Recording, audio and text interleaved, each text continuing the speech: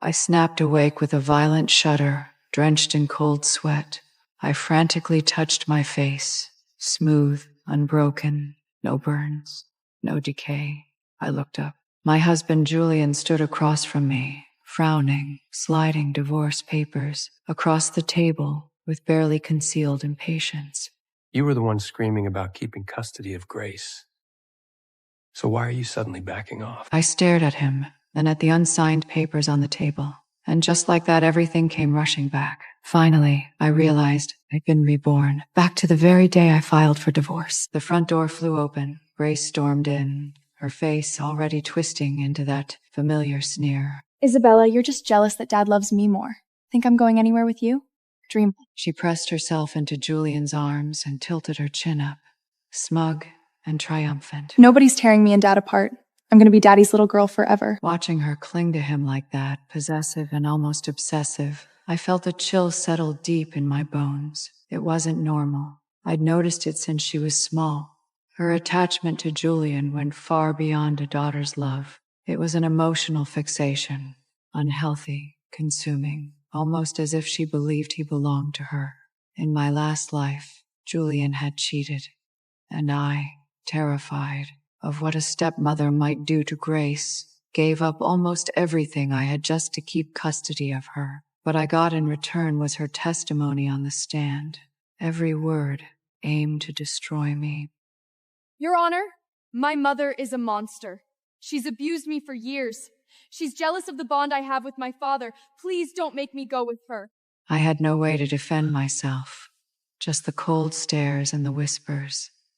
But this time, watching the two of them together, perfectly in sync, feeding off each other, all I felt was nausea, a deep, bone-cold disgust. I reached for the pen, met Julian's stunned gaze, and smiled. Clean break. You keep the kid. I keep the assets. And after today, we're strangers. She's out of my life for good. My decisiveness caught them both off guard.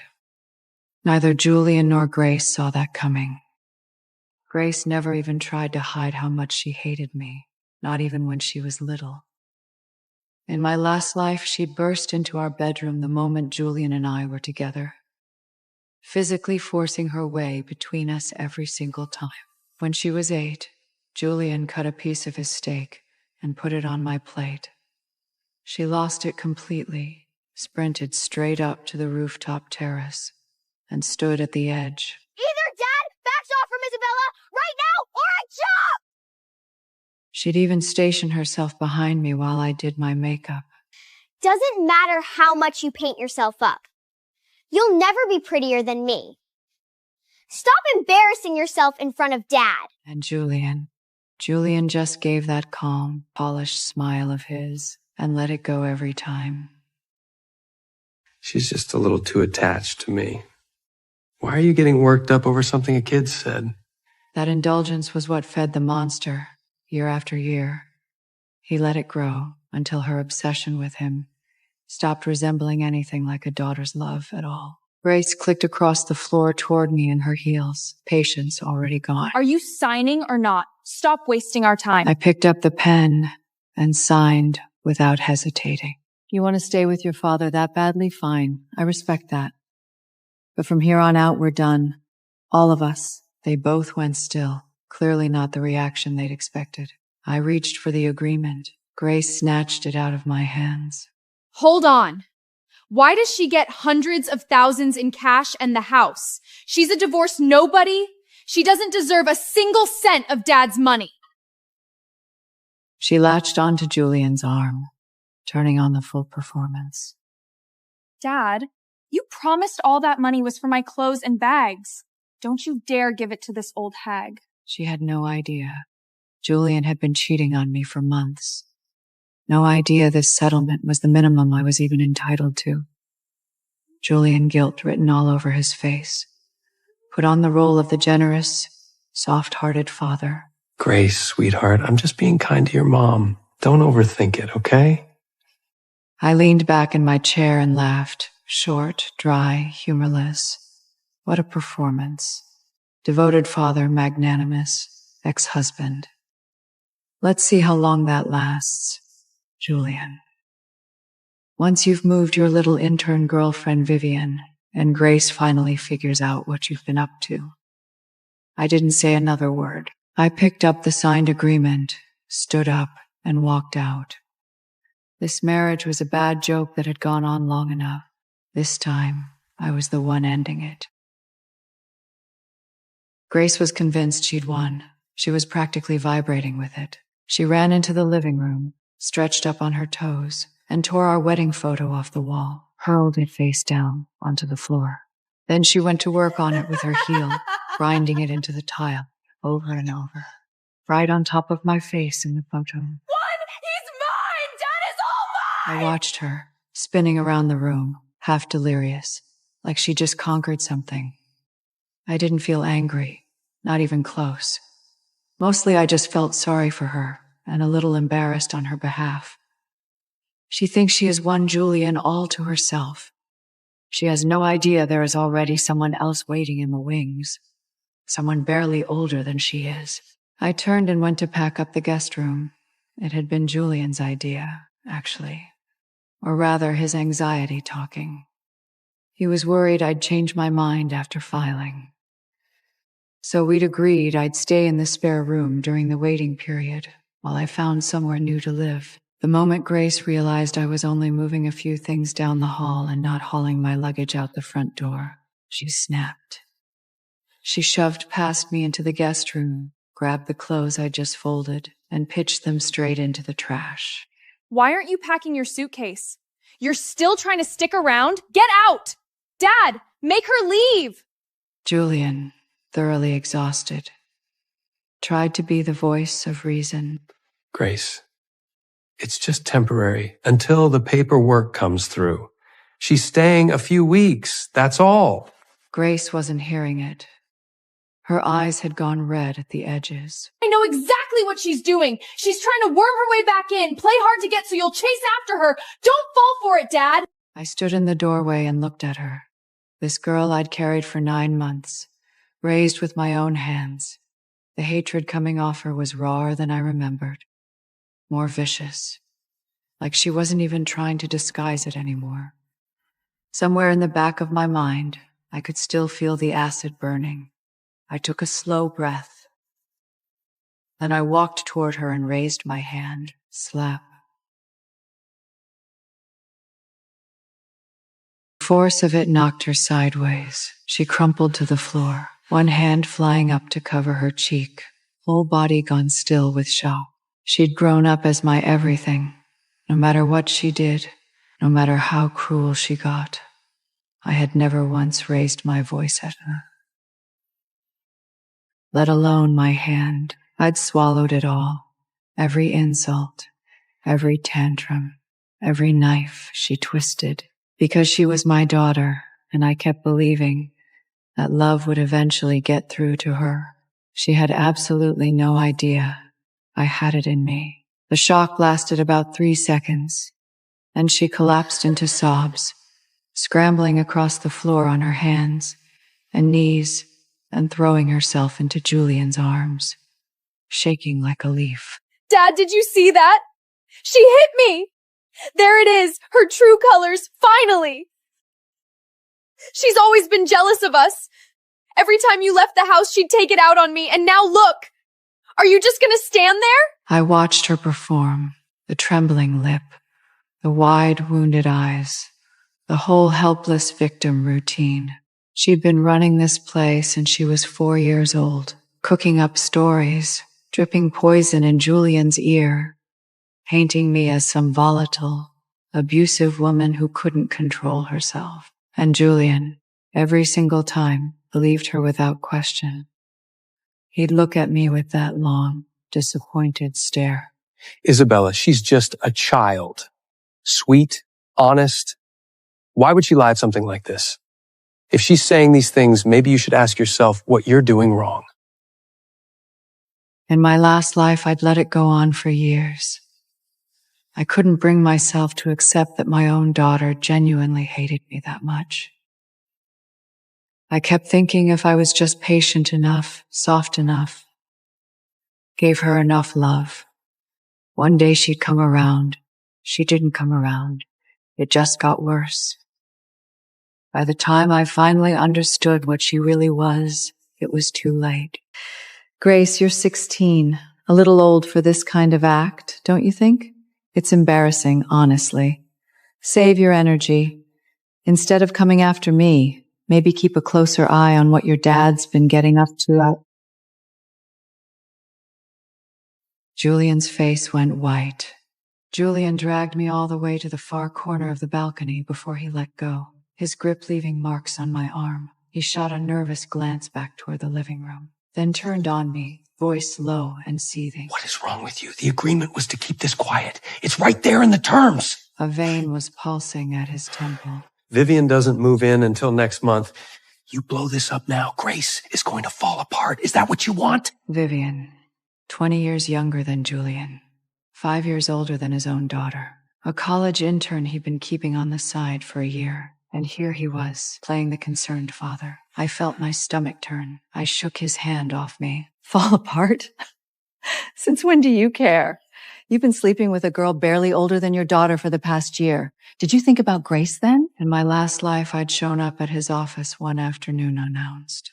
His secretary fumbled through some excuse about him being out. Bent myself in half trying to keep the family together, and what I got for it was the two of them, father and daughter, turning on me in tandem. But that was then. I looked at this panicked, unraveling man in front of me and felt nothing but a cold, quiet disdain. I brushed off my sleeve like the conversation had left something on me. Relax. I have zero interest in your mess. Do whatever you want, both of you. Grace will find out the truth eventually. I'll be watching from a comfortable distance when she does. I turned to head back inside. I'd underestimated her. While Julian and I had been out on that balcony, Grace had slipped out the front door. In the few minutes we'd been arguing, she'd gone door to door through the entire neighborhood, knocking on every house on the block. Everyone listen! My mom, Isabella, has been running around behind my dad's back, fooling around with other men! Dad finally couldn't take it anymore! That's why they're divorcing! But now, get this, she won't even leave! Divorced! And still camped out in our house, guilt-tricking Dad for money every single day! And you all thought she was such a perfect wife! Grace's performance drew a crowd fast. Within minutes, half the neighborhood had materialized at our front gate. All those polished, pleasant-faced neighbors who'd smiled at me for years at HOA meetings and holiday parties. Now they stood in a cluster, peering through the courtyard, whispering behind their hands. I never would have guessed. She always seems so put together. Guess you never really know. When your own daughter can't stand you, that says everything. Absolutely shameless. To every single one of them, I was the villain of the story. The cheating wife, the woman her husband finally got tired of, the mother her own child despised. My life apparently was a disaster.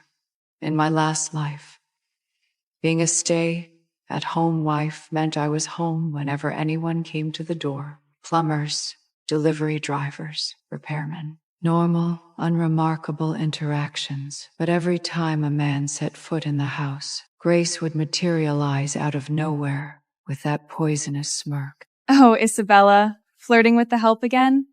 Can't go a single day without male attention, can you? Grandma always said you were just after Dad's money while sleeping around on the side. Looks like she was right. That kind of thing, dripping constantly into the ears of everyone around me, had worn me down to nothing in my last life. I couldn't even exist normally without being treated like a suspect in my own home. Now Julian, suddenly very aware of the audience he'd attracted, stepped forward with his hands up, smooth damage, control smile back in place. This is just a misunderstanding. You know how kids can be. Nothing to worry about, truly. Thank you all, but this is a private family matter. Grace rounded on him instantly. Dad, why are you defending her?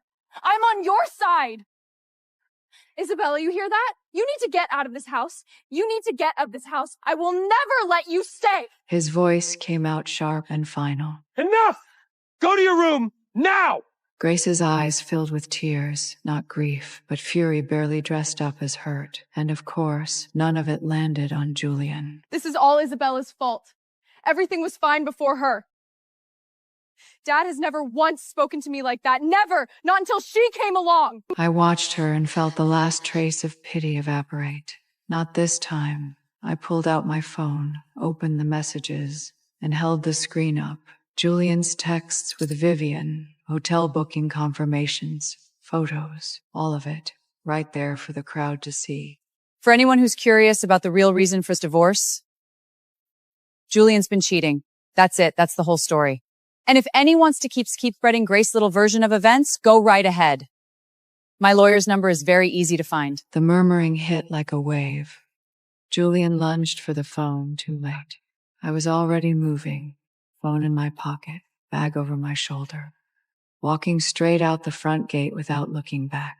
I was done with this house, done with everything rotting inside it. Then Julian came running after me.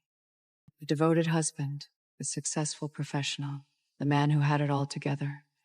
That was the identity he'd spent years carefully building and maintaining. Right now, in front of half the neighborhood, it was falling apart in real time. He dropped his voice, but the desperation bled through anyway. Can you just calm down for 1 second? This isn't good for either of us, Isabella. You used to care about keeping things dignified. What happened to that? I almost laughed out loud. Dignified. In my last life, dignity was the leash he'd used to keep me in line. Every time I found out something new, another lie, another late night, another woman, I'd swallowed it. Kept the house running, kept smiling at dinner parties, kept the whole pretty fiction alive because he needed me to.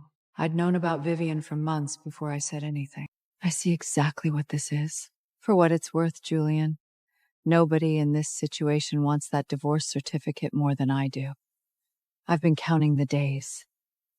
Because every second I'm still legally connected to you and your daughter makes my skin crawl. I walked out through the gate and didn't look back. The noise of the house, the arguing, the spectacle, all of it fell away behind me like something I was finally permanently done with. I checked into a hotel an hour later. My phone buzzed before I'd even set my bag down. It was Grace. Don't flatter yourself. Dad isn't coming after you. That little tragic ends-it routine of yours won't change anything. I've got my eye on you. Your stuff's already been dealt with. Don't come crawling back. Then a video came through. In the video, she'd gathered every photo of me left in the house. Albums, framed prints, everything. And piled them in front of the fireplace. Then she lit them. She was grinning as she did it. Bright-eyed, almost giddy, holding the lighter like it was a ceremony. The flames took hold instantly, curling up over my face in every photo. And Grace stood there watching with a look of pure, unhinged satisfaction. When the last one had burned down to ash, she ground it under her heel. In my last life, a video like that would have broken me. This time, I watched it to the end, set my phone down, and felt something I hadn't expected. Relief. Last time around, I'd humiliated myself fighting for custody. I was willing to walk away with nothing, no money, no assets, just Grace. Because I couldn't bear the thought of losing her. It had hollowed me out completely, and it ended with acid poured over my head by the same girl I'd sacrificed everything to keep. Not this time. I blocked her number without blinking. Just like that, the noise was gone. In my last life, my entire world had been 4 walls, the kitchen, and Grace's endless contempt. I'd let myself go completely, exhausted, invisible, going through the motions of a life that didn't feel like mine anymore. This time, the first thing I did after the settlement cleared was book the best gym membership in the city and sign up for a year of premium skincare treatments. I dug out the professional books I hadn't touched in years and started sending out job applications by the dozen. Every morning I ran until I was drenched. Every few weeks I sat in a treatment chair and watched the dullness slowly leave my back, replaced by something sharper, healthier, more alive, and to properly celebrate cutting that toxic pair out of my life for good, I rented out a private room at the best bar downtown and threw myself a divorce party. I wore a red slip dress. I never would have had the nerve to try before. I drank good wine, met interesting people, and somewhere in the middle of all of it, I met a man named Ethan, warm, attentive, the kind of person who made you standing in her place was single, financially set, and completely transformed. When the waiting period ended and the court summoned us to collect the final divorce decree, Julian stared at me outside the courthouse like he was seeing a stranger. Grace took one look and went straight for the jugular. Oh, please, you got work done? What, you think a new face is going to make Dad want you back? Give it up. He's mine. I didn't even glance at her, collected my paperwork, and left. A few weeks later, I bought a villa outright, full payment, no mortgage, and moved in immediately. That first night, lying in the middle of a bed that was entirely, completely mine, I thought, this is what it feels like to have a future. It lasted about 4 days. Then, just past midnight, someone knocked on my door. I opened it to find 2 police officers on my doorstep. The older officer held up his badge, brow furrowed, voice carrying the unmistakable tone of someone who'd already made up his mind. Mrs. Isabella? Your daughter Grace filed a report this evening. She says you've been neglecting your parental duties and lot out of the house in the middle of the night. You want to explain that? I stared at him. Officer, there's been a mistake. Julian and I are divorced. He has full custody. I have no legal obligation to Grace whatsoever, and I certainly didn't lock her out of anywhere. I don't even live with him anymore. I didn't get to finish. A small figure shoved between the 2 officers and pushed past them into the doorway. Grace, hair tangled, clothes half disheveled, eyes burning with that particular brand of obsessive, unhinged fury. I knew too well. She didn't acknowledge the officers. Drop the innocent act, Isabella! Is Julian here? He didn't come home tonight and he's not picking up! You hid him here, didn't you? I knew it! Hand him over right— Up at the officers beside her, and like a switch had been flipped, her eyes filled with tears. See? This is what she does to me. This is what she's always done. Big, welling, perfectly timed. She takes everything out on me whenever she feels like it, please. You have to do something. Mom, may I come in? Okay. Mrs. Isabella, I don't care what the situation is between you and your ex-husband. She is 16 years old. Laying hands on your own child, that's not something I can overlook. Divorced or not, you're still her mother. This is cold-blooded. Grace peered at me from behind the officer's shoulder with a small, satisfied smile. Just for a second, just long enough for me to see it. I walked to the entryway cabinet, pulled out my copy of the divorce agreement, and dropped it on the table in front of them. Let's deal in facts, officers. Julian has full legal custody and sole guardianship of Grace. As of our divorce, I have 0 parental or legal obligation to her. None. That's in black and white, right there. The 2 officers exchanged a glance. They looked down at the paper.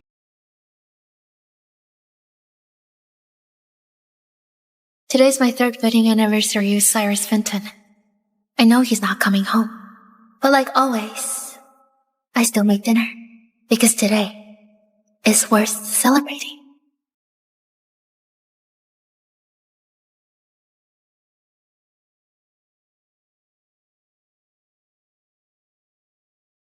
Mom. Your sister comes back in 1 month. Until then, you keep pretending to be her.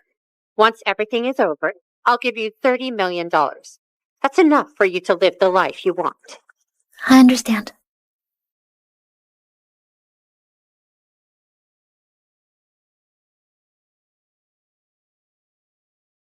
"3 years is finally ending.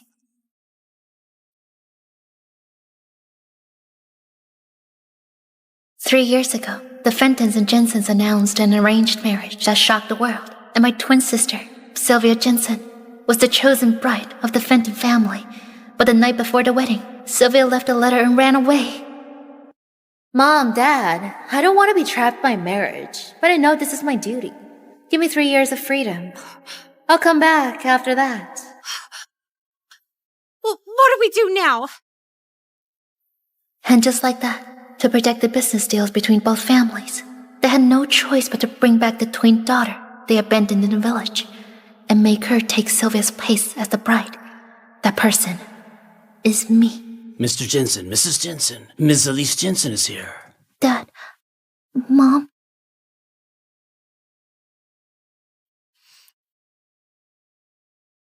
Oh, she stinks. Hurry and get her washed, and then change her clothes. Before you go to Fenton Manor, I have a few things to tell you. Cyrus doesn't love Sylvia. He loves the student his family once sponsored. Once you marry in, life won't be easy. But as long as you behave, pretend to be Sylvia, and get through 3 years, you'll be fine. Once you get there, no fussing and no acting up. Of course I know about Cyrus.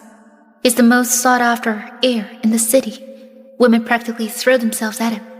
But he only likes Yasmin Palmer. Unfortunately, his family strongly opposed that relationship, so the cold and proud Yasmin chose to break up and leave the country. Did you hear everything I said? Yes, I did.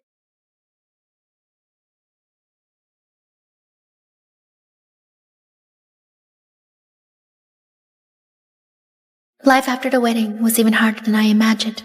Every week, Cyrus would secretly fly to Belarus to see her, and I, his wife, was not allowed to enter the main bedroom. I could only sleep in the guest room at the end of the hallway.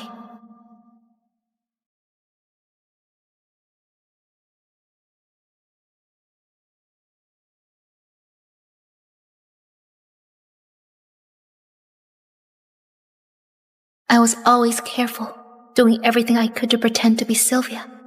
For the sake of the two families, I tried my best to treat Cyrus well. You're back. I made broth for you. Have a little first. Okay. Is the temperature okay? Yes.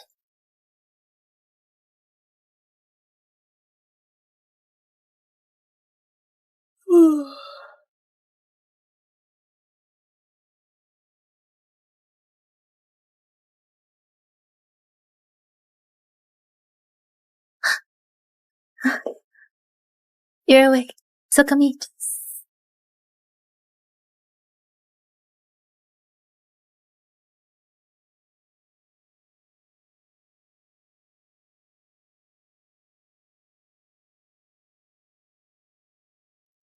Slowly, people in her circle started saying Mrs. Fenton is hopelessly in love with Mr. Fenton, and the way Cyrus looked at me seemed to change a little.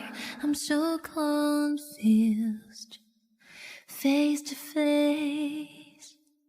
It's to a stranger face, can recognize what's in the Yasmin's photo in his study disappeared.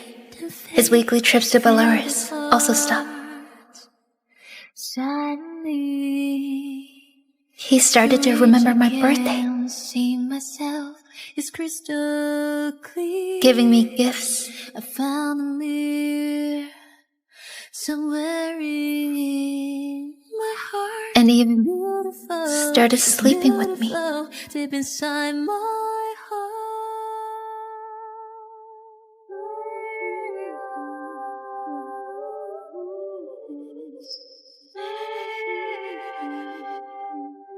I almost believe he developed some real feelings in this fake marriage, but 3 months ago, Yasmin came back.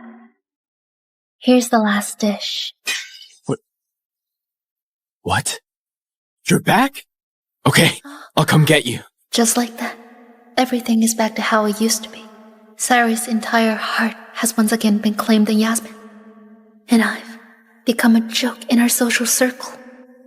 But I don't care, because I've never loved him. Shut up! I almost died giving birth because of you, and now you're making me angry. You jinx! Calvin, send her to the village.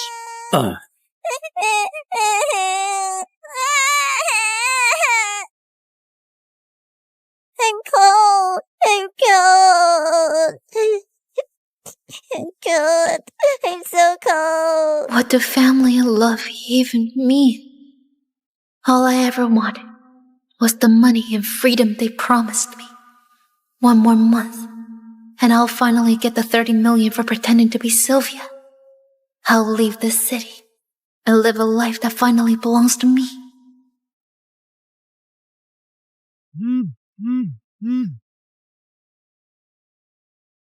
Bring some sanitary supplies to Nocturne in 20 minutes. Night use ones. Okay. Cyrus, you remember Yasmin's cycle more clearly than your own company's launch date.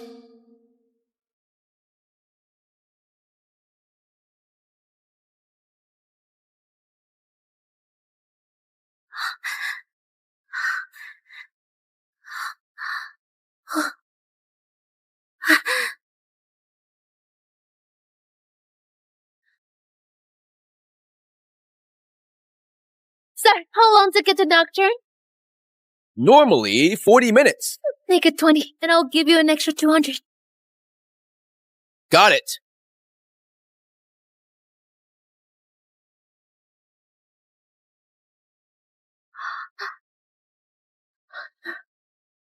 Sir, how much longer? It's raining, and traffic's bad. No way we'll make it in 20 minutes. 12 minutes left. Here, keep change.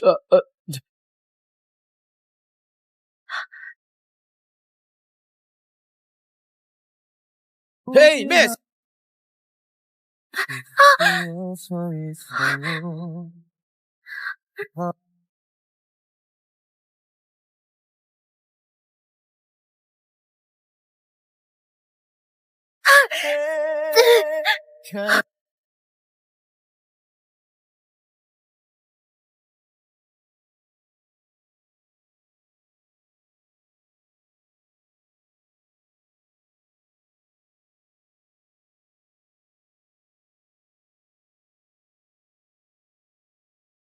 Mr. Fenton, it's raining heavily. You really had Sylvia bring that stuff here? It's at least 40 minutes from your house to here. Yasmin is in pain. She'll find a way to get it here. True. Everyone knows Sylvia loves you so much. She stayed by your side for 3 years, even though she knew your heart was with Yasmin. Honestly, Mr. Fenton, she loves you that much. Did you ever feel anything for her all these years?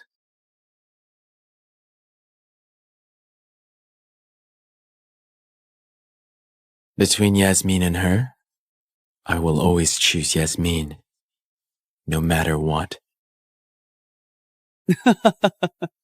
Okay. Mr. Fenton, you're truly loyal. That's right. Cheers.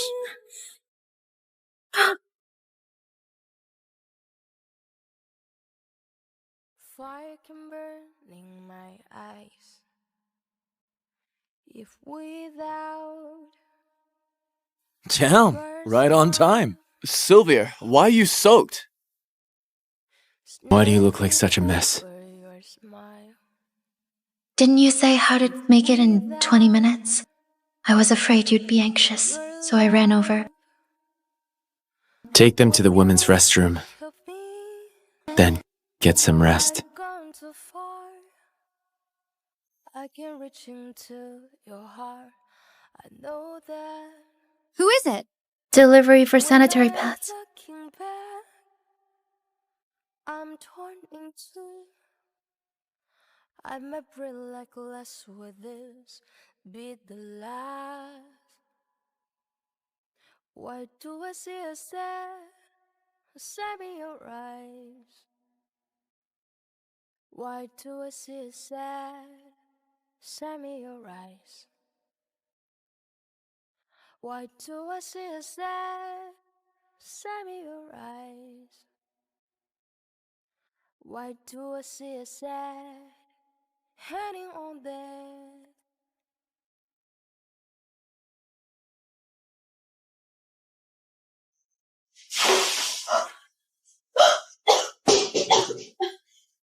Cyrus, what are you doing? Tell me, why did you splash cold water on Yasmin? You know she's on her cycle. What? In the restroom, you dumped 2 buckets of ice cold water on her, and you're still pretending? You've been acting so well these past few months just to wait for this moment, right? She's in the hospital now. I didn't do it. Has being good to you made you misunderstand? Listen up. This is just an arranged marriage. There are no real feelings between us. I can't give you the love you want. But I never wanted your love. Stop pretending. You dumped 2 whole buckets on Yasmin. You only got hit by 1 basin. Get to the hospital right now and apologize to Yasmin!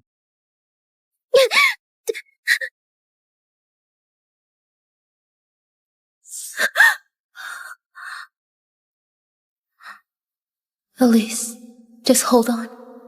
Hold on. You're almost free.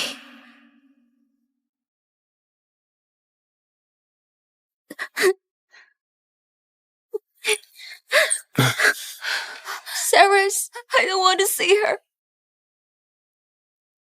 Don't worry, Yasmin. I'm here so no one will dare bully you. Sylvia Jensen, hurry up and apologize. Miss Palmer, are you sure I poured 2 buckets of water on you? Miss Jensen, it's fine if you don't want to apologize. I never planned to make you do it. I know I've been spending time with Cyrus lately, and it's normal you to feel upset. But what you have is only an arranged marriage. He's never loved you. If it weren't for me not being a good enough match for him, he would never have married you. I told you to apologize, not to provoke her. Hurry up and apologize!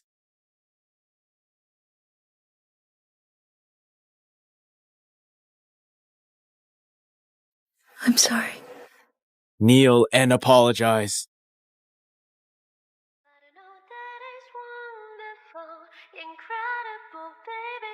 I'm sorry. Stop. Since you dumped the water on her, you look after her until she is discharged.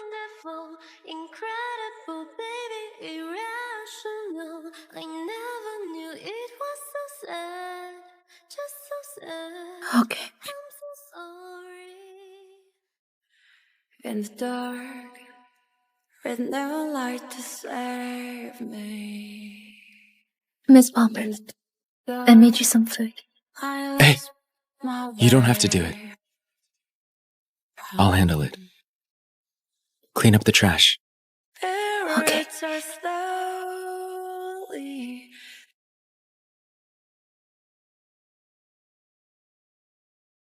Miss Jensen, could you wipe my feet? Sure. This night seemed to last forever.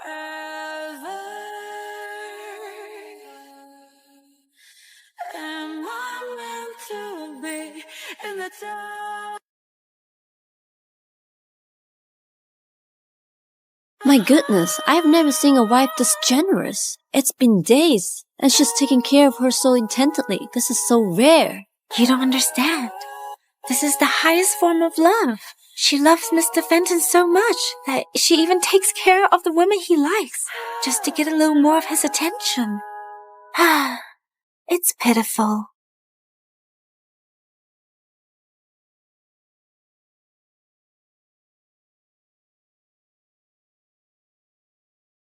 Mr. Fenton, Miss Palmer is fine now. This discharge paper's ready. Just rest more at home. Okay. Oh, right. These next few days, I'm taking Yasmin on a trip.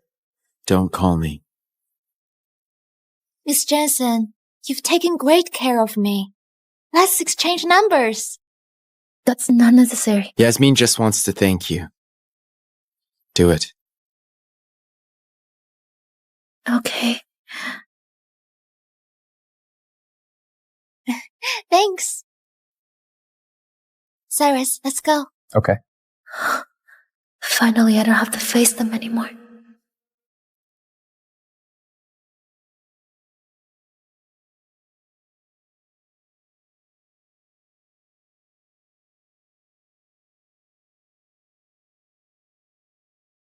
Cyrus brought me to Newberry.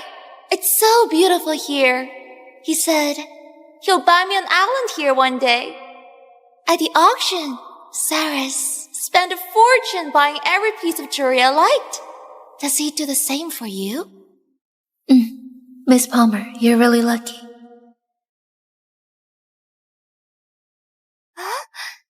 What?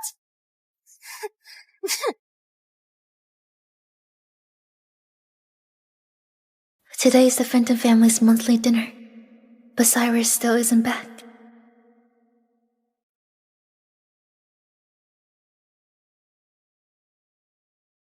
Well, isn't this interesting?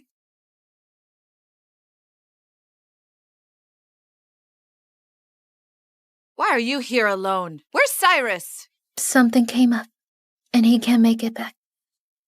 Miss Smith, look at this.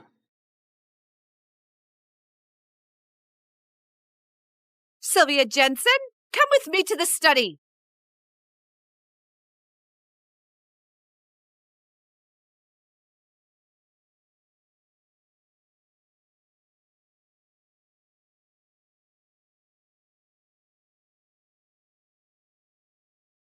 Neil!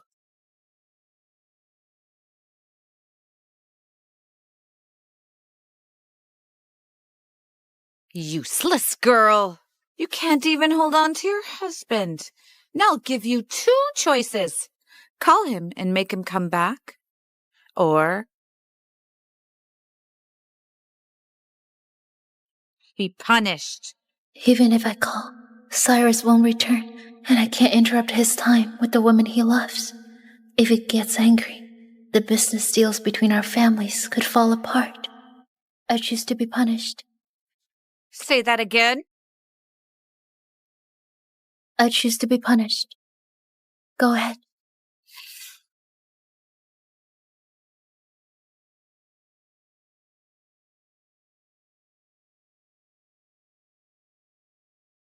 If your mom punished you, why didn't you call me back? I didn't want to interrupt your date with Miss Palmer. You don't understand. This is the highest form of love. She loves Mr. Fenton so much that she even takes care of the women he likes, just to get a little more of his attention. Does she love me that much? She loves me enough to be punished rather than disturb me? I'll take care of you until you're discharged. No need. You're busy. I can manage. I know what I'm doing, so no need to teach me.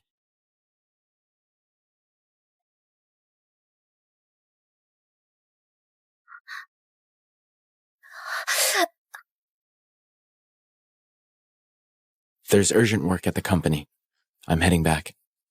Go back on your own. Miss Jensen, you forgot your medicine. You have to apply this every day on time, or it will leave a scar. Thank you. Mr. Fenton stayed with you the entire time. Hang in there, okay?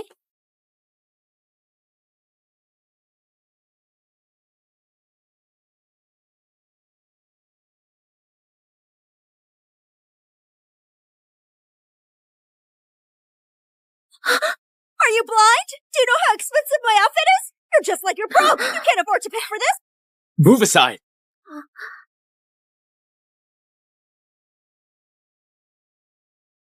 Is this enough? Honestly, you're just the same. Didn't our families give you money? Why are you dressed so poorly? Come on, let's buy some clothes.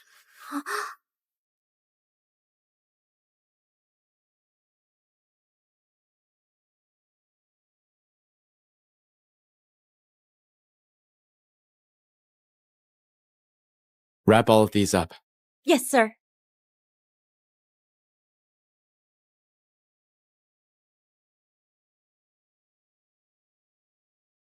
Cyrus? Yasmin? Didn't you say you were in a meeting? You don't have to love me. how could you lie to me? I shouldn't have come back and interrupted you too. Hey, Yasmin!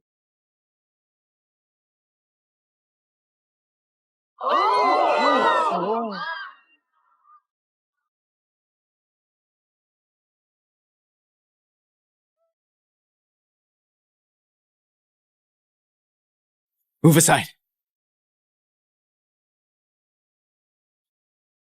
Yasmin? Yasmin? Yasmin? Don't be afraid. I'll take you to the hospital.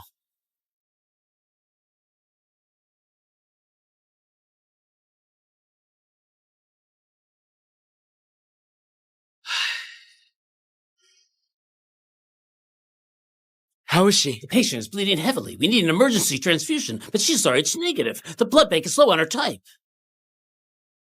I am RH negative. I can donate.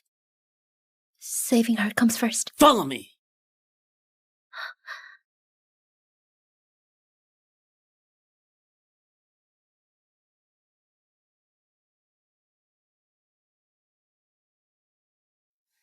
돌아보면 항상 거기 서 있던 너 밀어내도 어느새 넌 내 앞에 다가와 Just how much does she like me? 내 손을 잡고 작은 행복까지도 Let's go. 내게 줄게. Don't worry. She'll be okay. You should head home first. I'll stay here. Miss Palmer misunderstood us. When she wakes up, I want to explain it to her. Do you really like me that much? The procedure went well. Once the anesthesia wears off, the patient will wake up.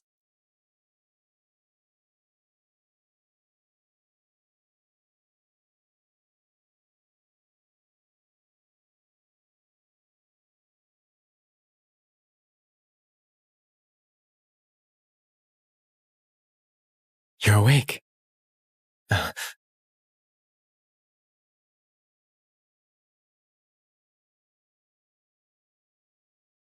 Did you bring her here? So I'd give you to my blessing? Miss Palmer, you misunderstood. Cyrus did have a meeting that day. Buying clothes was just a stop along the way. It wasn't a date. It's an arranged marriage. There are no feelings between us.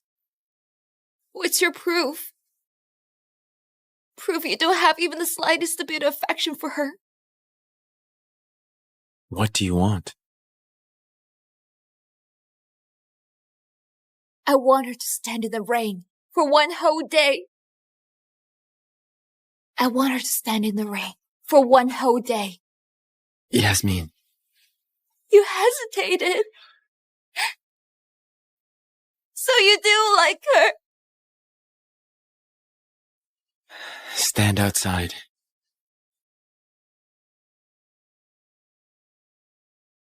I don't want to say it twice.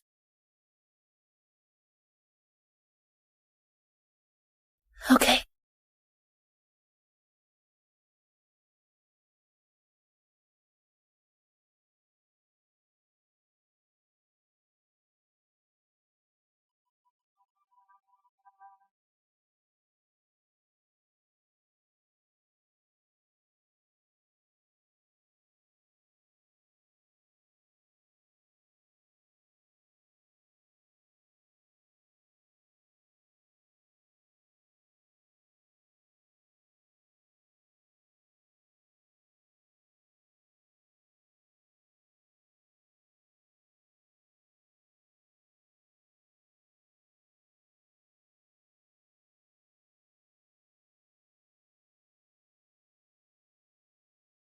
Cyrus.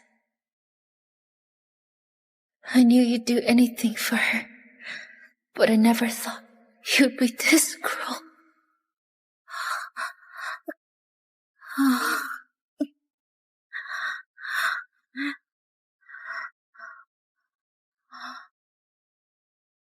You jinx!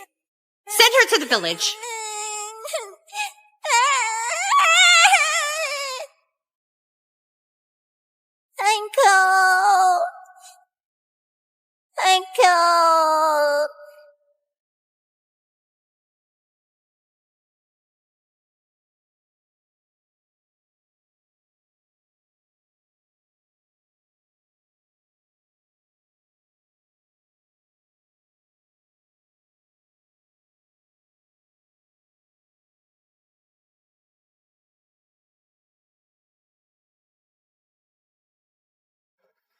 Just hang in there. Soon I'll be able to leave. Did you say you're leaving?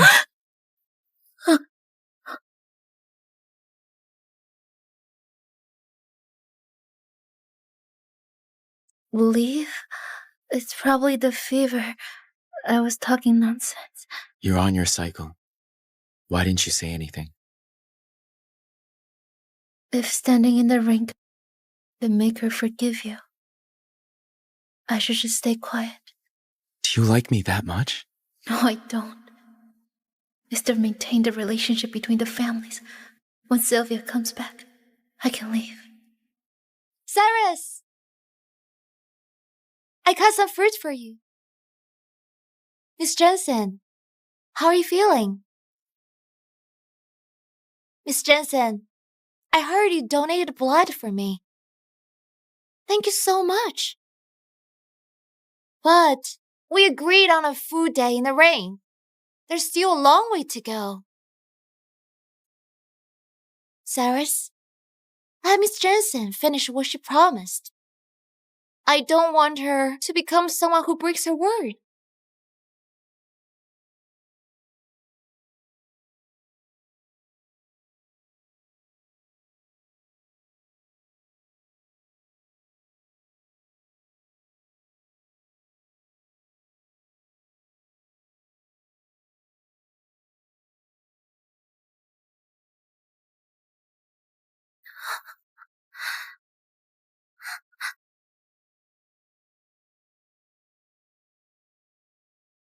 Is it good? Yes, it's delicious.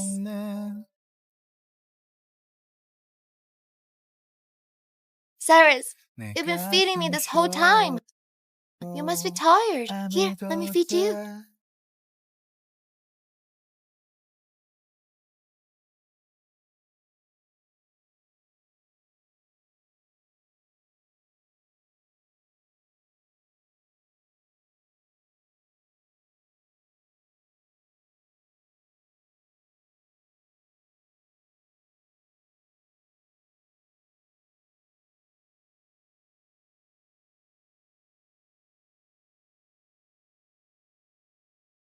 I need to take this call.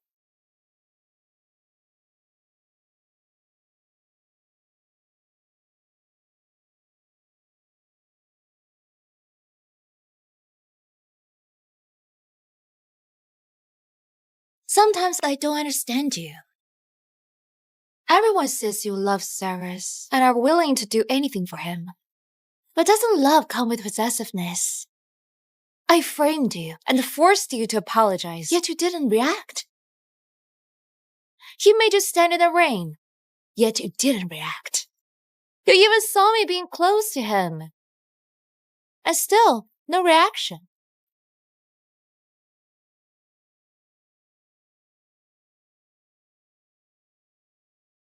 Do you truly like him?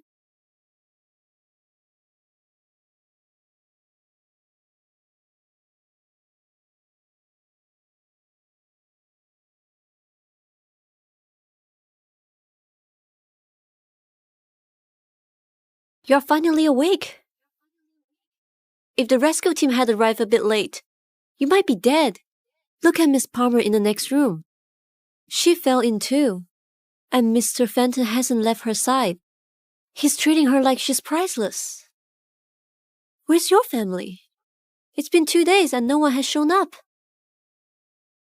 Forget it. Let's change your bandage first.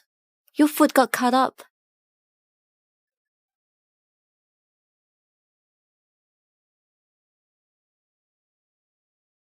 Out! You pushed Yasmin into the water.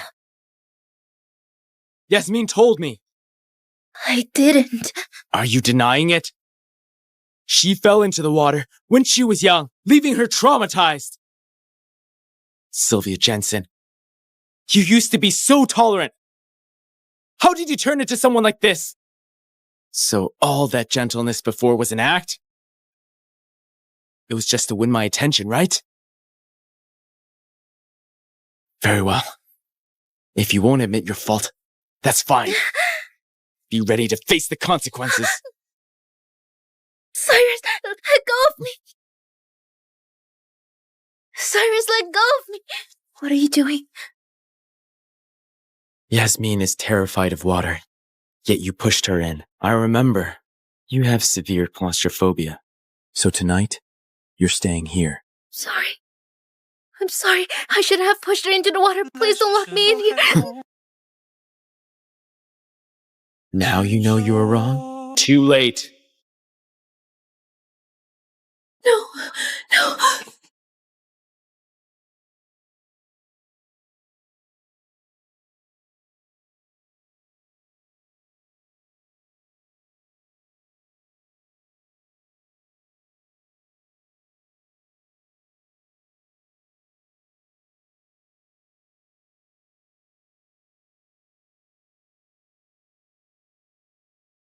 Elise, hang in there.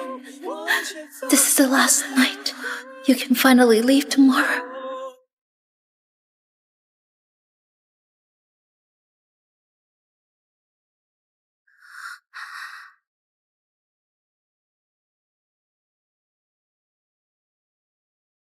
Even if you have claustrophobia, did you have to cry the entire night?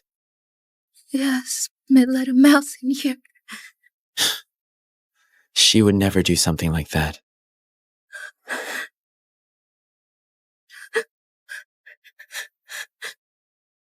Where's the mouse then? She got rid of it before you came. Sylvia, I'm warning you. If you dare frame Yasmin again, I won't let it go.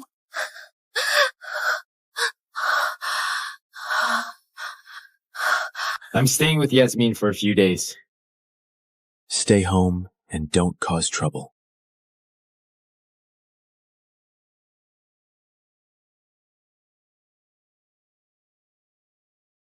Cyrus Fenton is allergic to milk. Never let him near it. He hates cilantro, his stomach is weak, and he doesn't like spicy food. Every night at 9, he'd have some pear pudding. He only drinks coffee with no sugar. His shirt must be ironed perfectly. When he sleeps, there can't be any light on at all.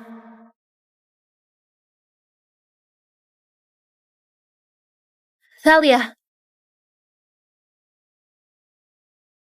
Miss Jansen, you asked for me? Pass it back to me tomorrow. Mrs. Fenton, what is this? Just do as instructed.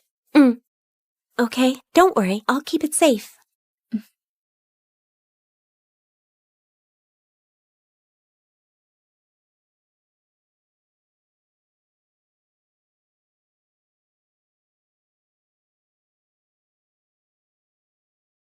The task is finally done, Cyrus.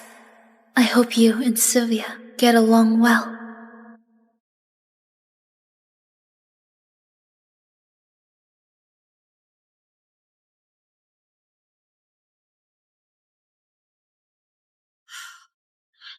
Hey, Sylvia! I'm over here! Hurry! Mom! Oh, I miss you so much.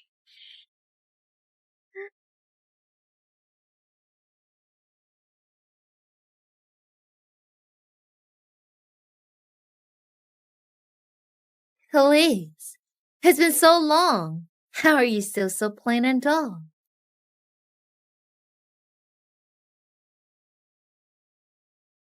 This is $30 million. Not a cent less. From this day forward, you have nothing to do with us. Thank you. Are you feeling overwhelmed? You've probably never seen this much in your entire life. You're lucky you got the chance to pretend to be me for 3 years. You did well, and didn't cause any problems between the two families. Leave now. Go live the life you want. If there's nothing else, I'll be going now. I will find you in a burning sky, where the ashes rain in your mind. Sacrifice, sacrifice. If we're closer to the other side, and the heavens all start to cry.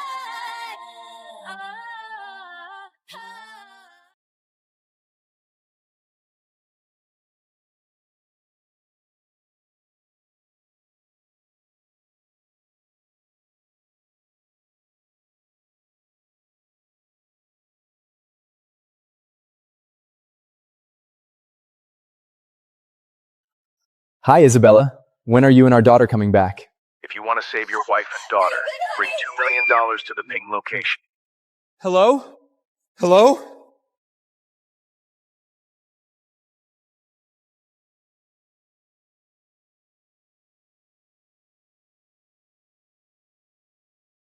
Dad, it's Nathan. I know we haven't spoken in years, but I'm begging you. Lend me $2 million. On our 15th wedding anniversary, my wife left me alone, took our daughter, and went on an overseas trip with her high school boyfriend. Get him!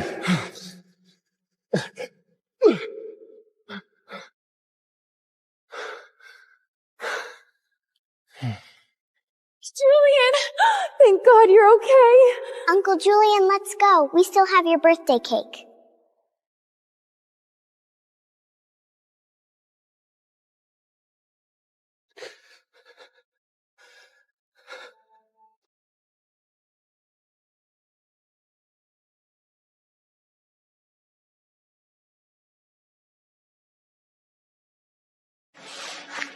Please,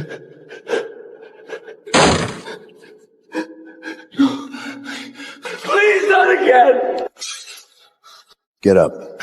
Your family came with the ransom money. You're free to go.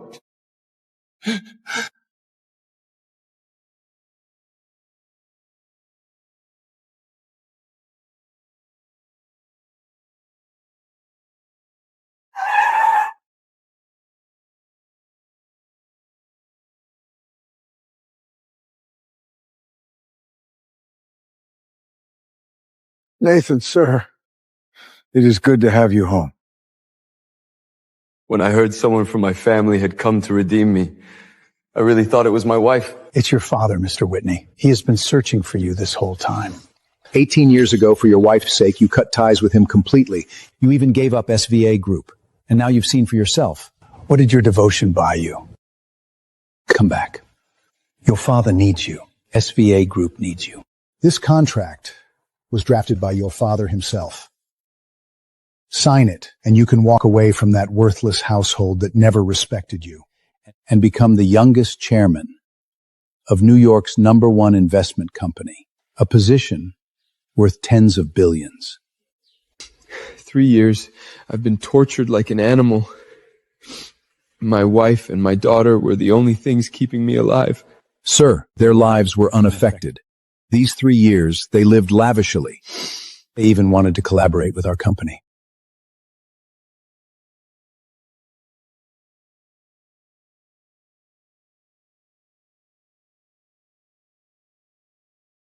"15 whole years. I gave them everything. And they couldn't even be bothered to come save me ass. Before I make my final decision, let me go home."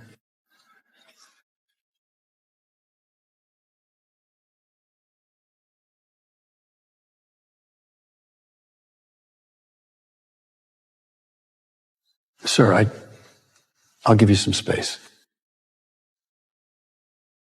Sophia! Isabella? 3 years I've been gone. What happened to my home? What the fuck? Who are you?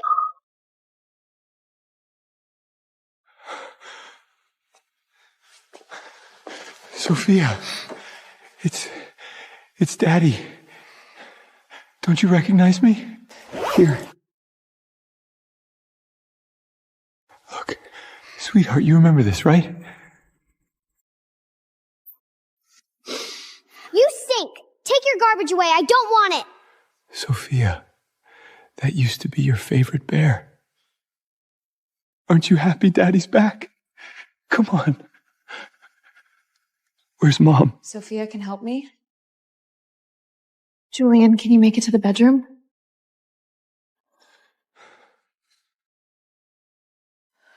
Honey, you're back? Is this not my home? Why is he here?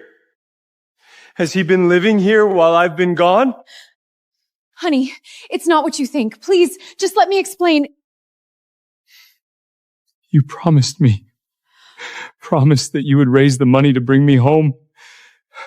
But you left me there alone for 3 whole years! Why? Daddy, don't be so childish. The ransom wasn't $100, it was $1 million. Where were we supposed to get that kind of money? Were you really gonna save me?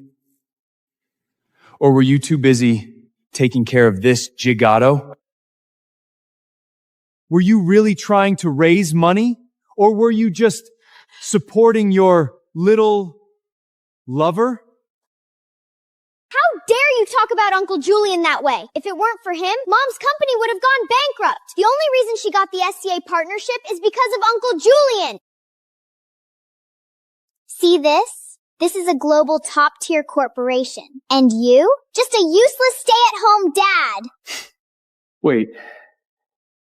Did you say SVA Group? Sophia, don't talk like that. He's still your father. No, I mean, if you wanted to work with the SVA Group, why didn't you ever tell me? I could get you in the door. Well, look who's back. Honestly, some people shouldn't even talk about the SVA Group. Nathan, it's good you're home. We can fire the maid now. Why are you in my house? Don't cause any more trouble for my wife and daughter. Oh, I guess someone doesn't want me here. Who's causing trouble? Daddy, you haven't earned a penny for this family for years. The only useful thing you ever did was send Uncle Julian home in your place 3 years ago. What did you just say? I'm done with this conversation. Uncle Julian, let's go. I don't want to see him anymore. Sophia! I'll talk to her.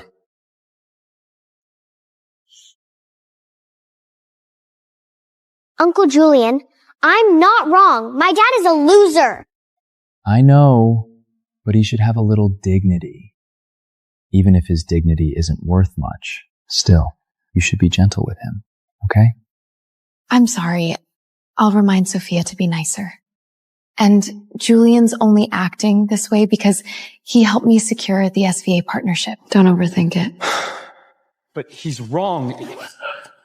Isabella, I'm dizzy. Can you help me into the bath? Nathan, please sleep in the storage room tonight. Julian's not feeling well. Isabella, wait! Isabella! Don't mind him, Mom.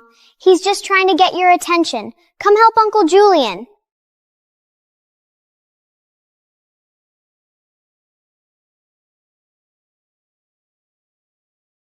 Isabella, I hope you don't regret this.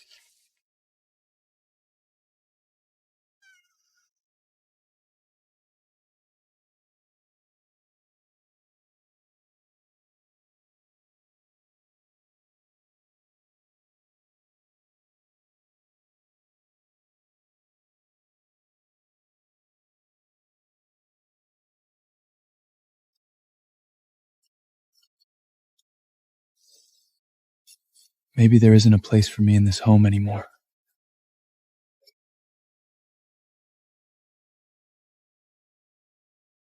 My pajamas. I left them in the bathroom.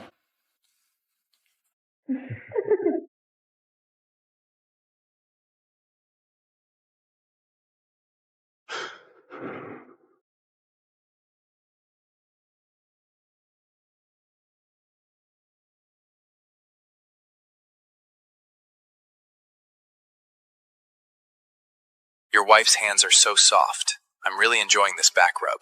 She's taken such good care of me. You wouldn't know what that's like, would you? What's wrong? Jealous? I gotta say, you are a lucky man. What do you want? They tortured you for 3 whole years, and yet you still managed to crawl back home alive. I was the one who arranged all of this. Dummy. Only, it's a pity you came back when you did. I was just about to propose to Isabella. Tell me, Do you think she'd say yes? How dare you? Are you going to expose me? No one will ever believe you.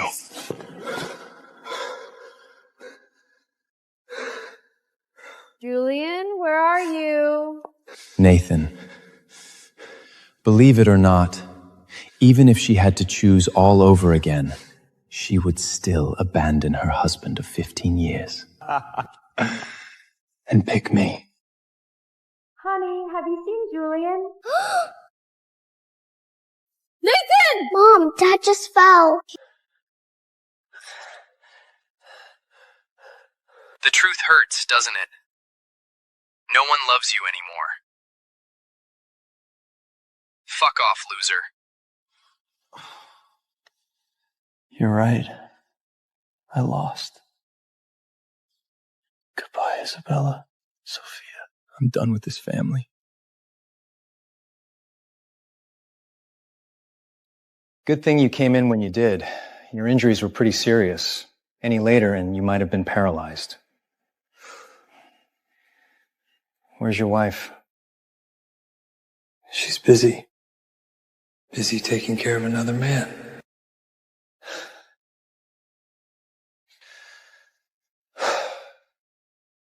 Is that his wife? She even called the hospital director herself. And it's not like his injuries are serious. They really make a handsome couple, don't they? Leaving your seriously injured husband to take care of your lightly injured lover. Isabella, you never loved me at all, did you?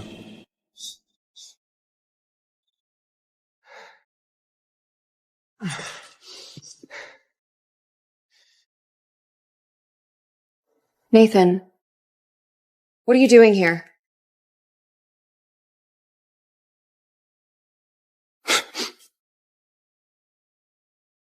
I'm hurt too, Isabella. Oh, are you trying to blame me? Or your daughter? If you hadn't caused a scene earlier, none of us would be here right now. Honestly, I think you should apologize to Julian for hitting him. Isabella, don't blame Nathan. He's just jealous of us being close and paranoid. That's why he made up those stories. Isabella, I'm serious! This guy, he's dangerous. He came up with the sadistic plan to kidnap you and Sophia! What did you just say? What did you say? Ouch! Ow! My hand, it hurts. I can't move my fingers. Will you help me to unzip my pants, darling? I get it. You really care about him, don't you? Nathan, stop saying crazy things. Tomorrow is Sophia's 13th birthday. Don't ruin the mood for everyone.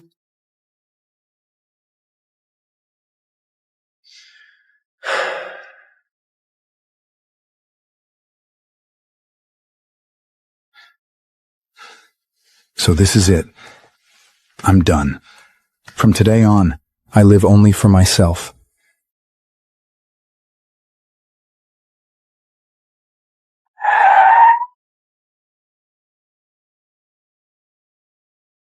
Nathan, I hope you haven't forgotten. Only 2 days left to make your peace. I know. They started Sophia's birthday party without you. Thank you for bringing me here. I'll say a proper goodbye.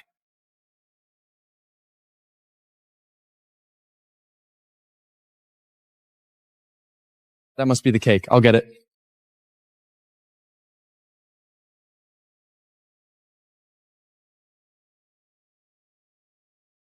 Who is this?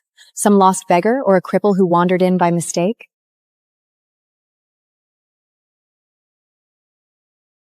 Nathan? What's going on?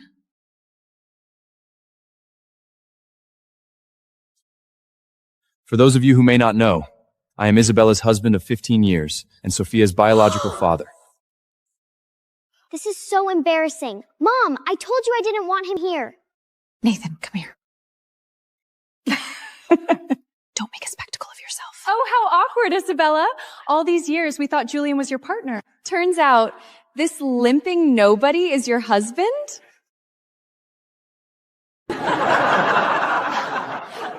Sorry about the intrusion, everyone. Nathan's been abroad these past few years. He's not really familiar with high society. Someone so crude doesn't belong with Isabella. He shouldn't even be allowed inside a place like this. You're a jinx. You ruined my birthday. Sophia, come. Look at the birthday gifts I prepared for you.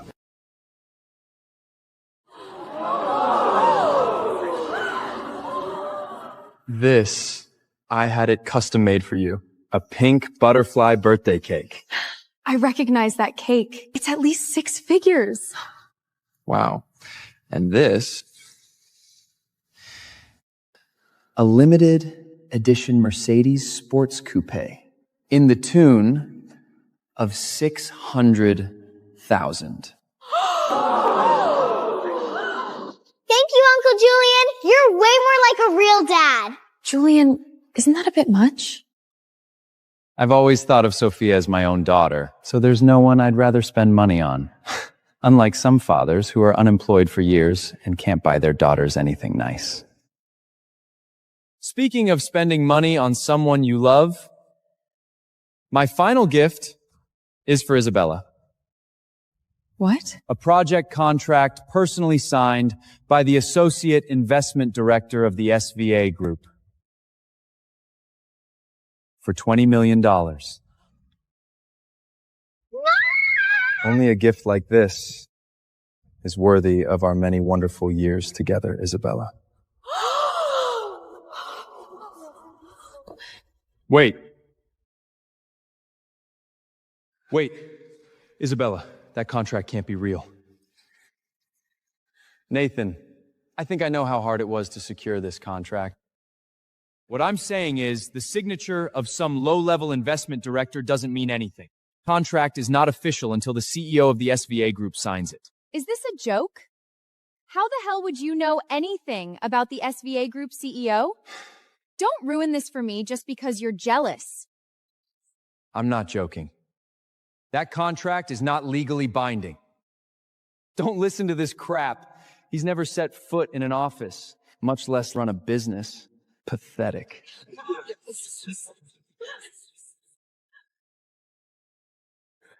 Come on, Sophia. Make a wish. I wish that Uncle Julian could stay with Mom and me, and that our family of 3 will never be broken.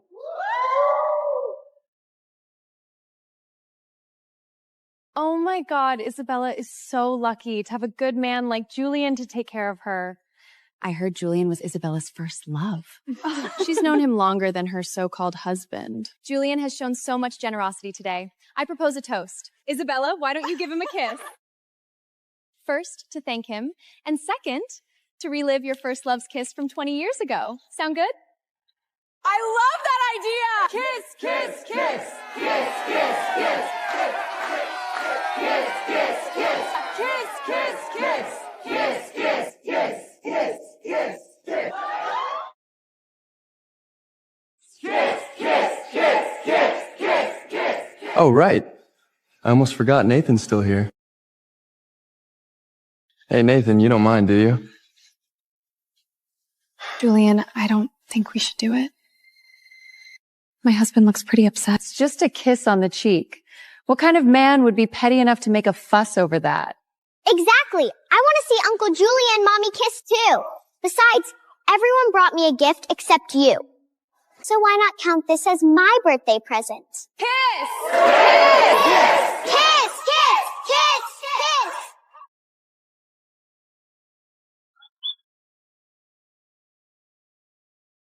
Sophia, my beloved daughter, happy birthday. Isabella, I wish you're happy. Sir, the car is ready. You should leave now. It's time.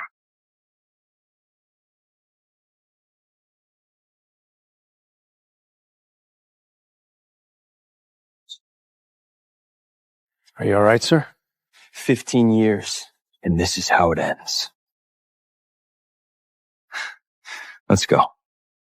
I want to see my father. Yes, sir. Wait!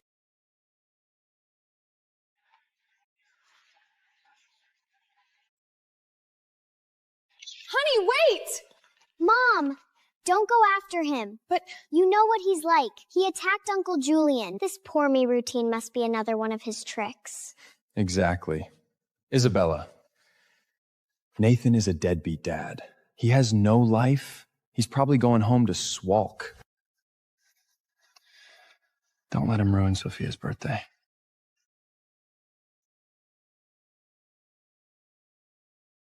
Are you all right, sir? 15 years, and this is how it ends. Let's go. I want to see my father. Yes, sir.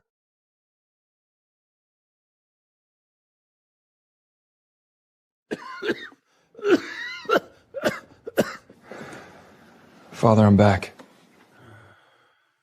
All these years, your father has been running the SVA group on his own. I advised him to hire professionals, but he only trusted you. Because of this, he's been admitted to the ICU several times.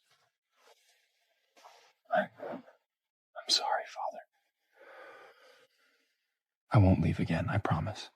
If you're going to take over the company, you'll need support. That's why I've selected several marriageable candidates for you. Take a look.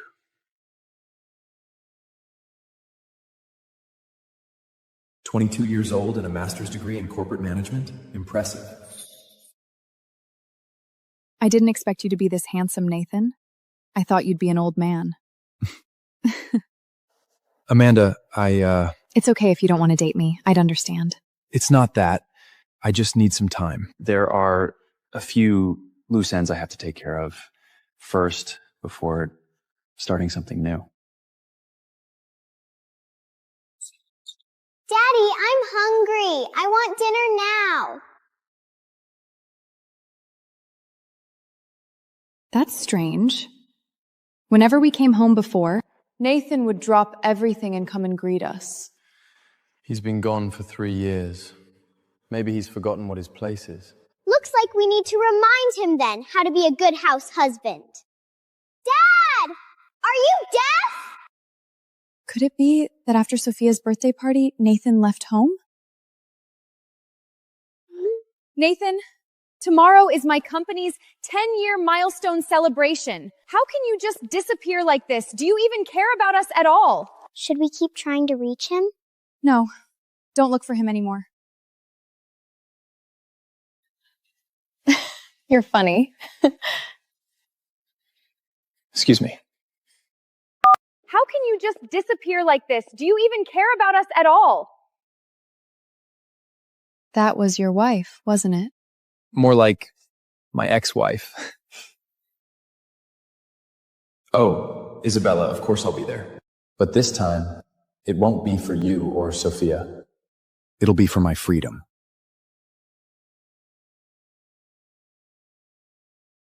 Prepare the divorce agreement.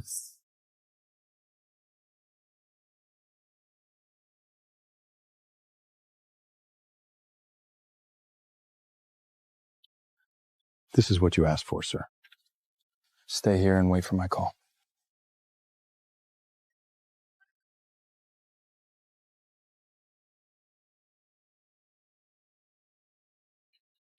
Mom, Daddy's here. I was just fixing his collar. About what happened at Sophia's birthday. You're not still mad, are you? What if I am? Mommy, we're the ones who should be angry. Yeah, she's right. Are you ready to apologize to Julian? Whatever. I'm only here for this. Sign it. What is this?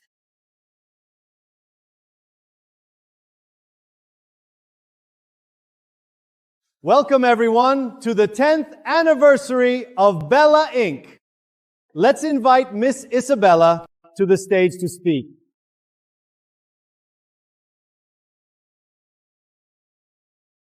From the beginnings of Bella Inc. till now, I must thank one person, someone who is irreplaceable in my heart.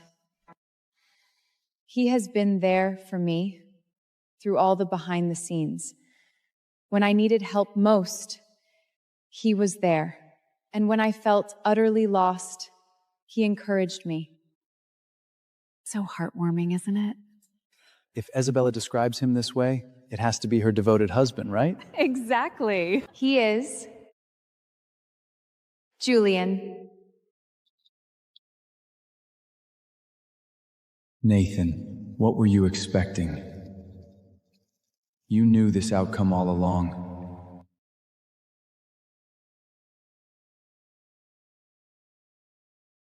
We've had many misunderstandings lately. We've been together for 15 years. I believe we can work things out. My SVA signing ceremony is in a few days, and I would really like for you to be there. The SVA group? Sorry, that's never gonna happen. So, will you join me, honey?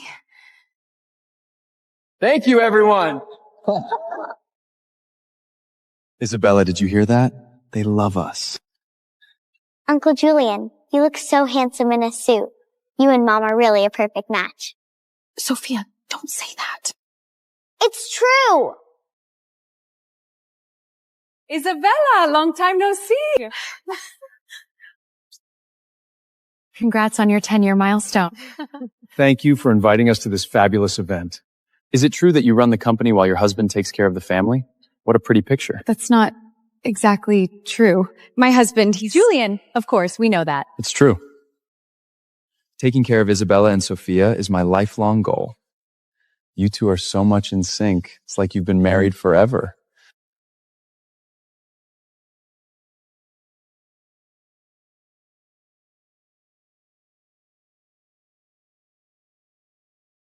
Welcome aboard Flight 233 to New York City. Wi-Fi is now available. We wish you a pleasant journey. Sir, your fiancée received her PhD from Harvard today. As requested, we've secured her a partner track offer at Throne Tech. Her celebration dinner's all set. Starts once you land. Noted. Good work, Adam. Also, Anya Throne from Throne Tech has been quietly courting us for investment. Send me the deck.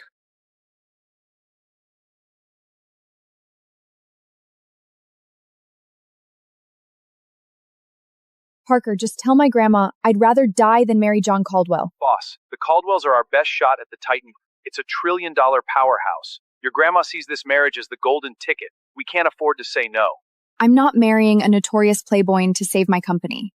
I'll handle it on my own. The Caldwell family has already surpassed us in market share, unless you marry someone else first.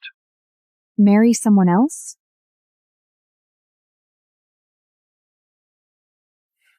That button calls the crew. Oh, thanks. First time flying first class? Yeah. I'm used to something a bit different. Your champagne, sir. You prevented a global famine and a nuclear war. My country owes its survival to you. To peace.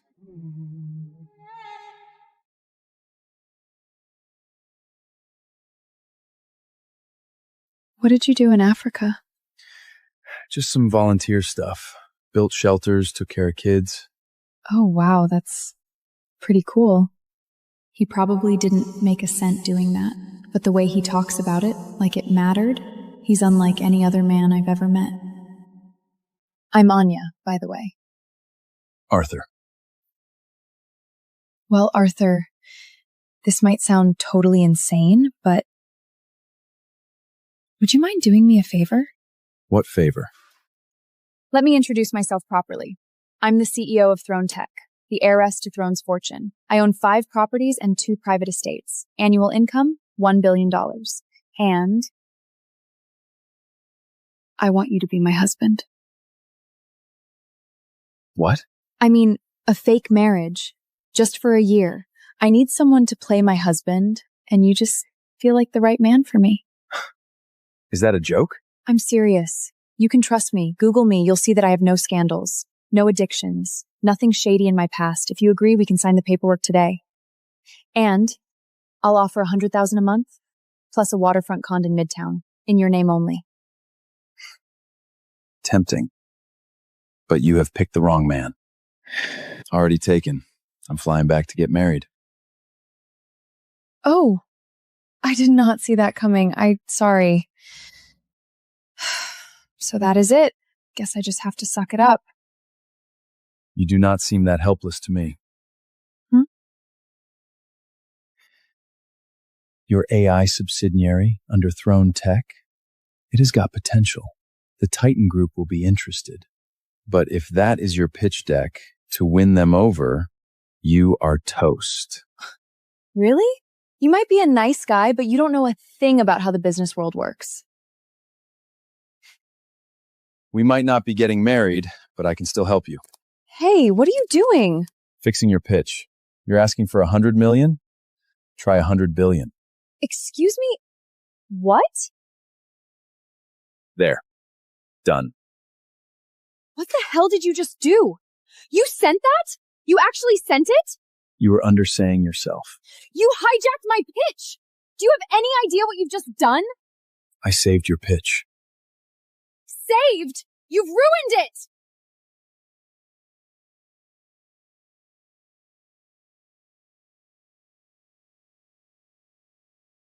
Did you just touch me? It was an accident. Turbulity, I was trying to help. Oh, you've done enough to help. Sir? Ma'am? Is everything all right? We're good. She just scored a $100 billion investment. She's a bit emotional. Emotional? Well, congratulations. Trust me. The Titan Group doesn't go for small gains. Asking for 100 million? That's an insult. 100 billion? That's where the conversation starts. You want to win them over? You need to think bigger. Did you seriously just say that? You're welcome. Great. First you messed with my file. Then you humiliated me in public? Congratulations, you're officially the most infuriating man I've ever met. Lucky we're not getting married, huh? This isn't over.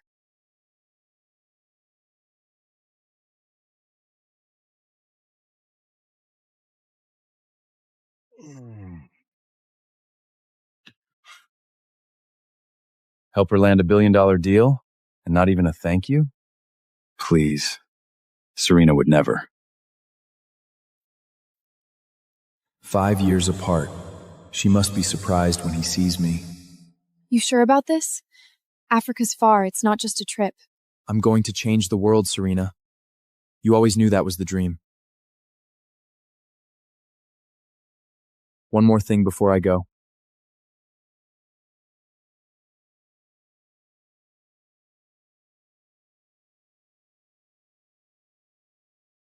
Serena Lee, will you marry me? Yes.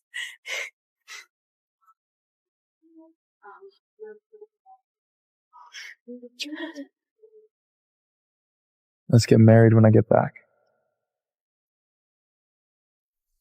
A $2 million necklace. The perfect gift for her big day. I hope she'll like it.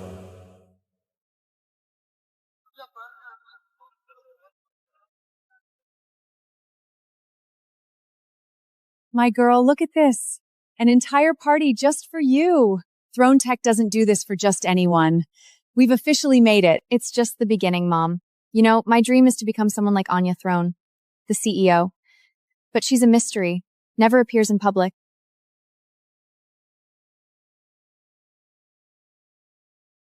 Assuming I'll meet her today.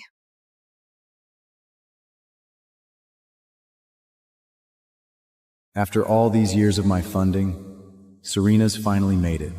A PhD, partner at Throne Tech. Time to let her know that I'm the CEO of Titan Group and start our sweet life.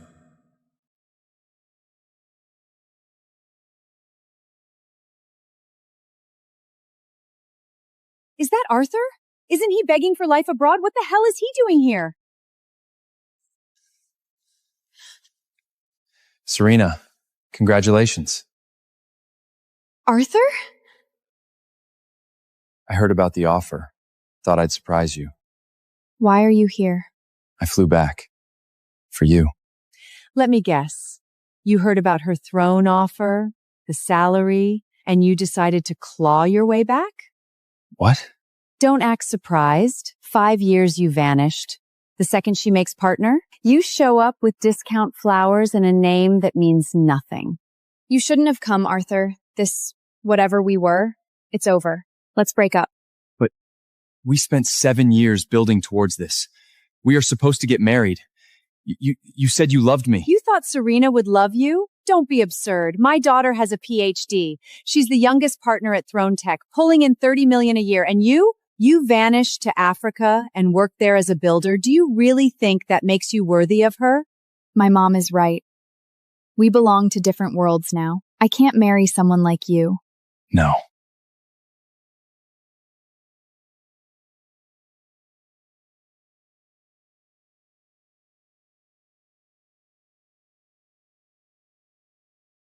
Someone like me? Look around. This is the party Throne Tech threw for me.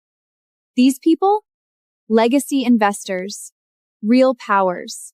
And you think I could introduce them to an embarrassment as my fiancé? I'm an embarrassment?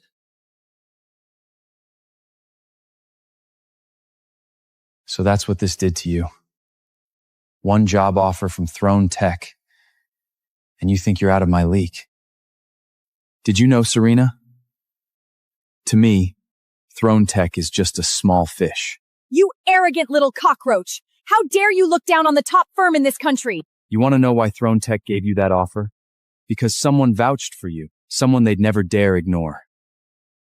And that someone was me. I'm sorry, what? Confirmed? Are you sure? Madam, you're not going to believe this. The Titan Group just approved a direct investment in us. They what? $100 billion. What? It's Mr. Storm's move. You know the ghost chairman who runs the Titan Group? It's his first formal return to the States, and we're his first target. We got it. $100 billion. There. Done. He was right. It's 100 billion. Parker. Find him. Find who? The man who sit next to me on the Nairobi flight. Arthur. I don't care what it takes. Find him. Understood. But what do you want with him? I'm going to marry him. Wait, what? I've never seen an incredible man like him before. He is the one I want. You self-importance little shit. Who the hell do you think you are? I get it, Arthur. You're not upset about the breakup. You're just pissed off at all the money you poured into me. Just name your number. I'll pay you off. And then we're done. For good. Is that what you think? That I'm here chasing the money I gave you? Let's settle up. How about 100 grand?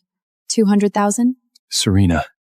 $300,000. That's more than you've ever seen. $300,000. That's more than you've ever seen. You still think I came here for money?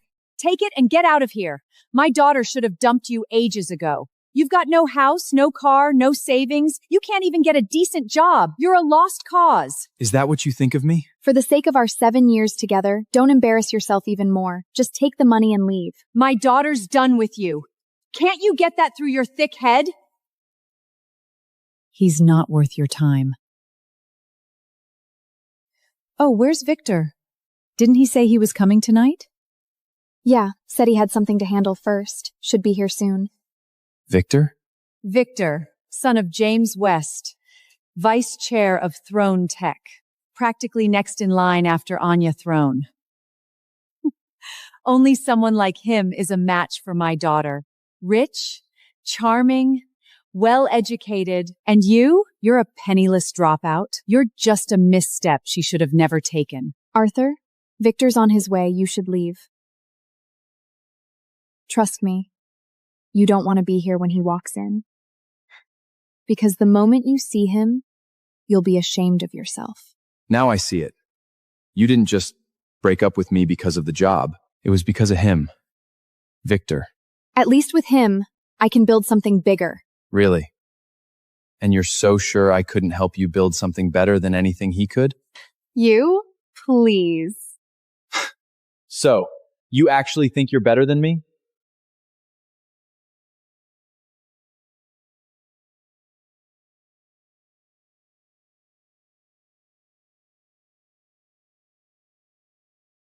Victor, my love, you're here.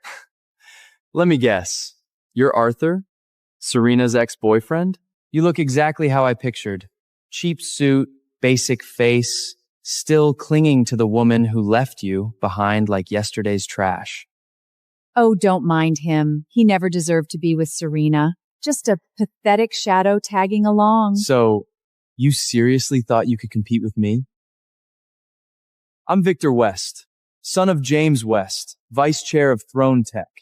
And you?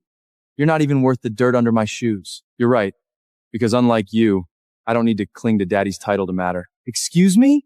A piece of trash like you dares to talk back? Get out, now, before I have security drag you out like the street rat you are. Exactly. This is a ceremony for elites, not beggars. What the hell is going on here? Victor, is everything all right? Why don't you ask him? He got dumped by Serena, and now he's crashing her party. Dr. Lee is our new partner, handpicked by Miss Throne herself. Whatever this is, you're way out of line. Exactly. Look around. These aren't just normal guests, Mr. Cooper. This is Throne Tech's A-team, top executives, professionals, the people who run this city. And then there's him, some college dropout who thinks moving bricks and nannying kids in Africa is a career. I was running a charity. Oh? So that's what we're calling unemployment now? Charity? Boy, just say you were broke and too proud to get a real job. We all know why he's here. Groveling to my daughter, hoping she will drag him out of the gutter. So he wants to be a kept man and fails. Pathetic. An all-time loser dumped by his genius girlfriend. He should have seen that coming. You hear that? This is reality. My daughter, a PhD, a future partner, a successful, stunning woman. You? Just the mud on her heels.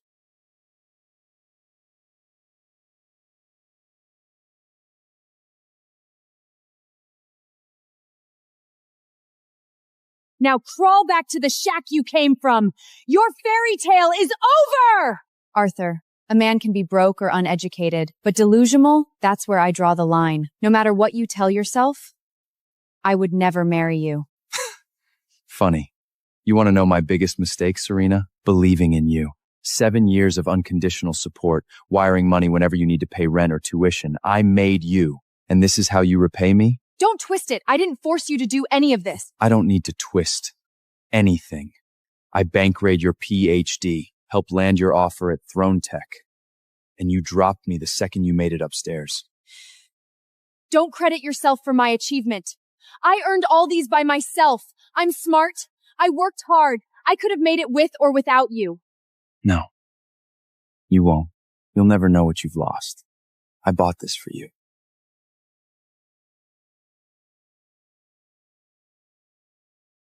But you don't deserve it. We're done. Oh, please. You think a fake diamond necklace could buy my daughter's heart? How much did you spend on this trash? $20? $50? Babe, tell him how much the necklace I bought you is worth. 70 grand. My gift for you was auctioned for $2 million. But you throw it away for him and his second-rate jewels. I'm so tired of your bullshit. You need a wake-up call. He's lost it! He attacked my boyfriend! Security! Get him out! That's enough, young man.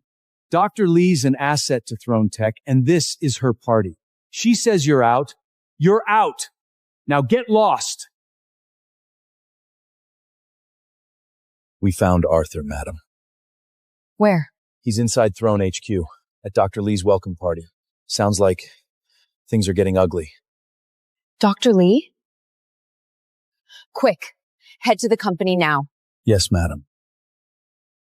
What are you waiting for, sucker? Door's that way. Just leave, Arthur, before this gets worse for you. Worse? How? Because I dared to stand where I don't belong? You want to be a laughingstock? Fine. but don't expect me to save you when this all blows up in your face. Save me? That's rich. You don't have that power. You never did. You mess with me, you mess with the throne family. Peasants like you can't afford the price. Final warning. Walk out on your own or I'll have security drag you out. Go ahead. Call your guards. But let's be clear. I walked into this building because I have every right to be here. And none of you has the power to push me out. Not even Anya Thorne herself. Faster. I don't care what it takes. Get me to him now. Yes, madam. Do you have any idea what the name Anya Throne means? Wow. You're even dumber than I thought. You just insulted the woman who built this empire. Even my father wouldn't dare challenge her. But you're so done. So, in your world, Anya Thorne might be an untouchable goddess. But in mine, she's just a woman with some talent. I'd be more worried if I were you. Because you tried to put a hand on me, she might have a bigger problem with you. You must have a death wish. Arthur, I get that the breakup hurt. But now, you're spiraling, disrespecting Lady Throne like that. I was actually going to get you a janitor job here. But after this, you're not even worth that. You were going to recommend me for a janitor position? Do you know how competitive it is just to work here? You should be grateful. Even our security guards have degrees. And you didn't even finish yours. I don't need a degree to prove myself. My achievement speaks for itself. That's how real business works. Clearly, it's beyond your imagination. You're talking nonsense again. After everything happens today, there's no place for you in Throne Tech. You blew your only chance to fix your sore life. I never needed your recommendation. And as for whether Throne Tech has a place for me, why don't you go ask Anya Thorne yourself?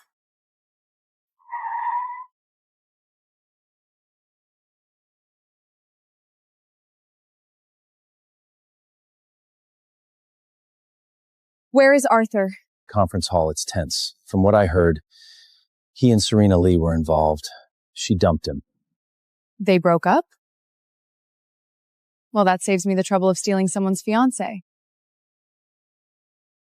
What's your goal here, Arthur? Seriously? Trying to crash and burn in public? I'll tell you what it is.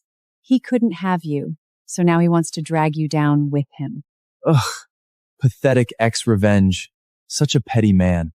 Don't worry, Serena. I've got you. Victor's father is the vice chair. With their support, whatever stunt he's pulling ends. Trust me. Once Lady Throne shows up, he's got maybe 5 minutes left. I can't believe how dumb you are, Arthur. No wonder you achieved nothing in our 7 years together. I wasted so much time on you. Honestly, leaving you was the best decision I've ever made. Was it? Because when the truth comes out, you'll realize it was the worst mistake of your life.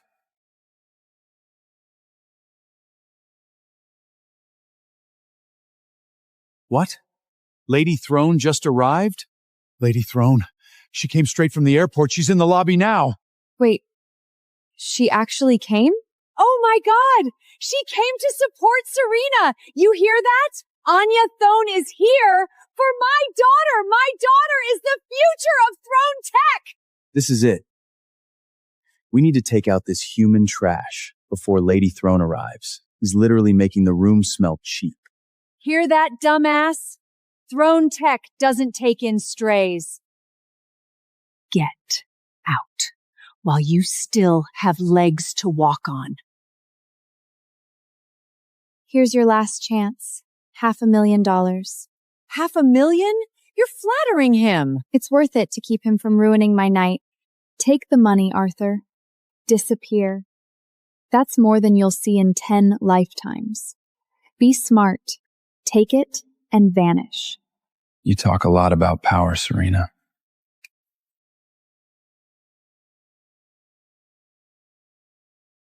But when you learn who I am,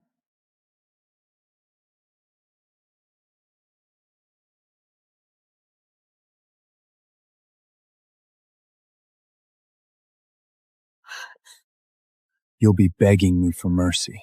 What the hell? You ungrateful bastard! You dare humiliate me? You really think you're someone now?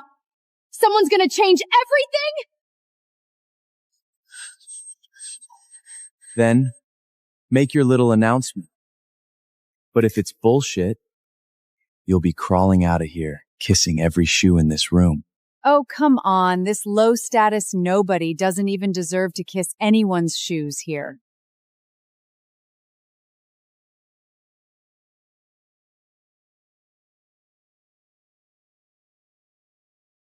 He's my husband.